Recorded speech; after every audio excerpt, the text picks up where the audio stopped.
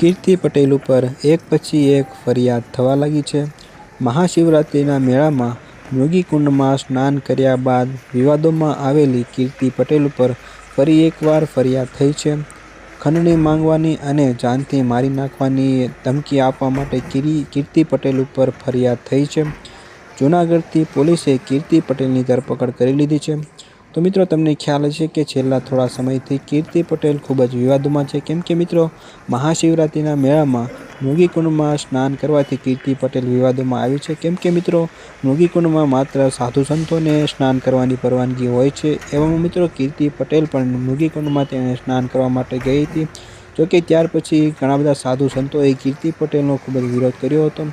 તો મિત્રો ત્યાર પછી કીર્તિ પટેલ ઉપર અત્યારે ફરિયાદ થઈ છે।